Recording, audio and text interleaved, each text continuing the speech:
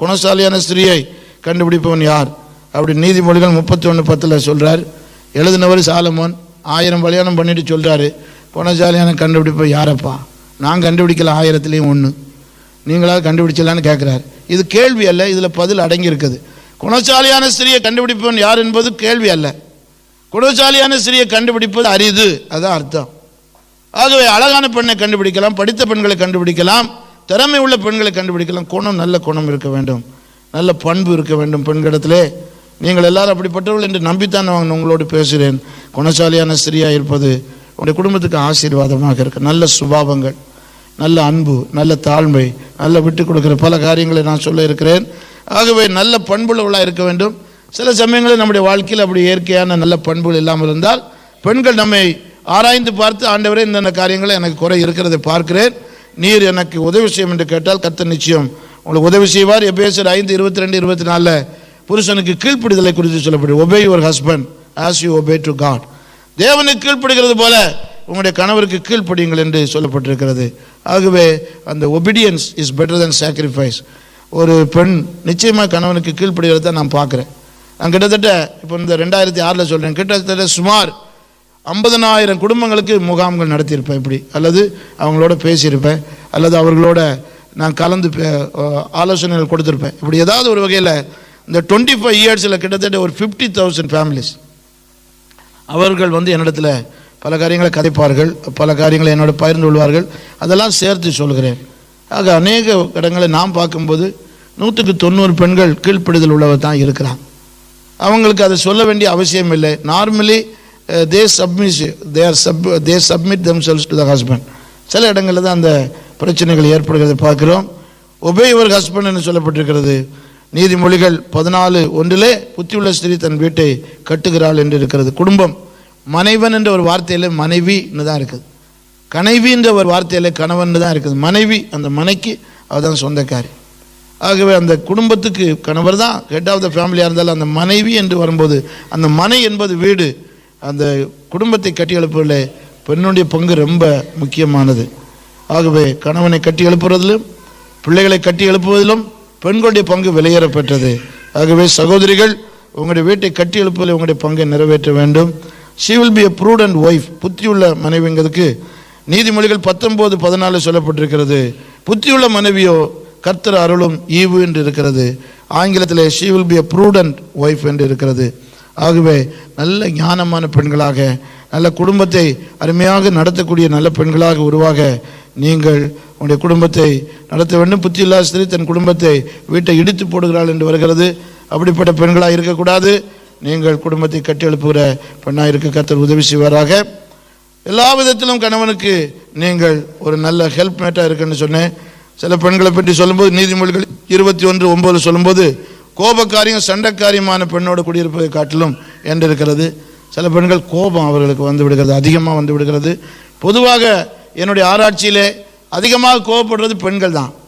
என்னுடைய புக்கில் அந்த ப்ராப்ளம் சால்விங் என்ற அந்த புக்கில் நான் எழுதியிருக்கல, முதலாவது நான் கொண்டு வர்றது கோபத்தை தான் எழுதியிருக்கிறேன்.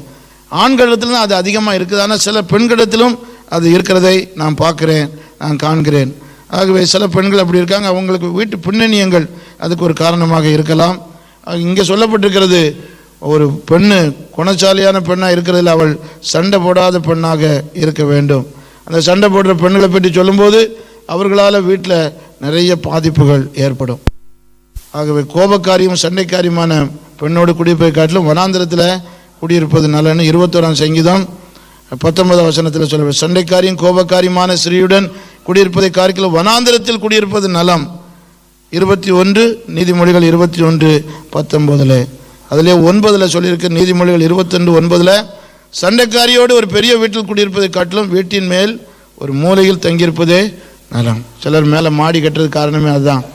அதனால் கீழே சண்டை ஆகும்போது மேலே போய் ஜெபத்துக்கு போயிடுவான்.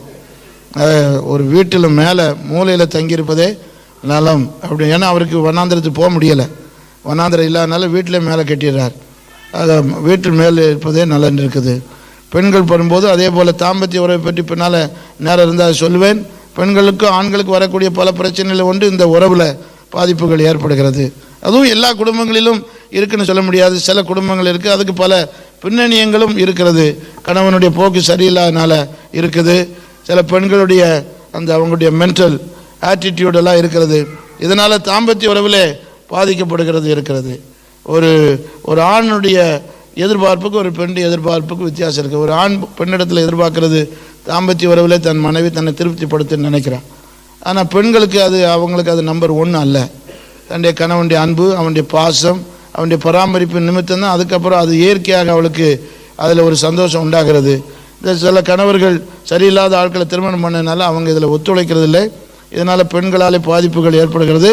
இதில் சில ஆண்கள் இதனால் அவங்க நடத்தையில் தவறாய் போனவர்களும் உண்டு. வீட்டில் சரியில்லாதனால அவங்க நடத்தையில் சரியாக இல்லாமல் இருக்கிறதுக்கு நான் நியாயப்படுத்தவில்லை. அவங்க கெட்டு போகிறது சரின்னு சொல்லவில்லை. ஆனால் கணவன் கெட்டு போகிறதுக்கு மனைவி ஒரு காரணமாக அமைந்து விடக்கூடாது. இந்த தாம்பத்திய உறவினாலே பாதிக்கப்படுற காரியங்களை குறித்து நாம் நேரம் நமக்கு கிடைக்காது. நம்ம பல முக்கியமான காரியங்களை பேச வேண்டியிருக்கிறது. குடும்ப பிரச்சனைகளில் நாம் பார்த்ததில் 10 வட்டாரங்களில் குடும்ப பிரச்சனைகள் வருகிறது. அதில் ஒன்று சுபாவ சம்பந்தமான பிரச்சனைகள். கோபம், சந்தேகம், சுயநலம், வீண் வைராக்கியம், குறை கூறுதல், விட்டு கொடுக்காதது, மன்னிக்காதது, பெருமை, புத்தீனம், பொருளாசை, மனம் திறந்து பேசாதது, மிஸ் அண்டர்ஸ்டாண்டிங். இப்படி சுபாவத்தில் ஒரு பலவிதமான சுபாவங்களில் குடும்பங்களில் பிரச்சனைகள். பழக்க வழக்கங்களில் வரும்போது சில ஆண்கள் நல்லா கொஞ்சம் ஃப்ரீயாக ஜாலியாக இருப்பாங்க. சில பெண்கள் அப்படி இருக்க மாட்டாங்க. சில ஆண்கள் பெண்கள் தாராளமாக செலவு பண்ணுவாங்க. சிலர் ரொம்ப கஞ்சத்தனமாக இருப்பாங்க. சிலர் சுறுசுறுப்பாக இருப்பாங்க. சிலர் சோம்பேறியாக இருப்பாங்க. சிலர் அடிக்கடி வெளியூர்களுக்கு போவாங்க. எப்போவும் ஃப்ரெண்ட்ஸுகளை போய் பார்க்க போவாங்க. சிலருக்கு அது பிடிக்காது. இப்படி ஒரு பழக்க வழக்கங்கள் சம்பந்தமான பல பிரச்சனைகள் இருக்க பார்க்குறேன். 3வது தாம்பத்திய உறவில் பிரச்சனைகள். இந்த விதமாக ஒத்து போகாது. கணவனை மனைவி திருப்தி செய்யாது, மனைவியை கணவன் திருப்தி செய்யாமல் இந்த உறவுகளில் இருக்கிறது. பரஸ்பர அன்பில்லாத ஒரு பிரச்சனைகள், சண்டைகள். இதனால் இந்த தாம்பத்திய உறவில் பாதிப்பு இருக்குது. 4வது நடத்தை சம்பந்தமானது. சில ஆண்கள் நடத்தையில் சரியில்லை, பெண்கள் நடத்தையில் சரியில்லை. இதனால் குடும்ப பொருளாதார சம்பந்தமானது. பிந்தின செஷனில் அதை பற்றி எடுக்க போகிறேன். பொருளாதார சம்பந்தமான காரியங்களில் பிரச்சனைகள். 5வது குழந்தைகள் சம்பந்தமான பிள்ளை வளர்ப்பு, பிள்ளைகளை டிசிப்ளின் பண்ணுறது, பிள்ளைகளை ஆவிக்குரிய நிலைமையில் வளர்த்து செல்வதில் உள்ள பிரச்சனைகள். 7வது உறவுக்காரர்கள், நண்பர்கள், மாமன் மாமியார், அப்பா அம்மா, இனத்தார், சொந்தக்காரர்கள், இவர்களாலே குடும்பங்களில் இன்டர்ஃபியரன்ஸ் ஆகிறதுனால நண்பர்கள், இவர்களால் ஏற்படக்கூடிய பிரச்சனைகள். 8வது தவறான முன்னுரிமைகள், ராங் ப்ரையாரிட்டிஸ்.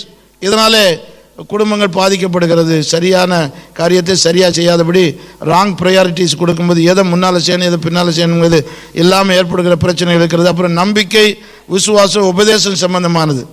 இதுகளில் ஒருத்தருக்கு கணவன் மனைவிக்கு இடையில் உள்ளதான அவங்களுடைய விசுவாசம், அவங்களுடைய வேதத்தை அவர்கள் கற்றுக்கொண்ட முறை, அவங்க எது சரின்னு நினைக்கிறது, இதில் பிரச்சனைகள் வருகிறது. 10வது நோய், வியாதிகள் மற்றும் இதர பிரச்சனைகள் என்று ஒரு 10 ஏரியாஸ் தான் நாம் பார்த்த அளவில் பிரச்சனைகள், மெயினான பிரச்சனைகள் எல்லாம் வருகிறது.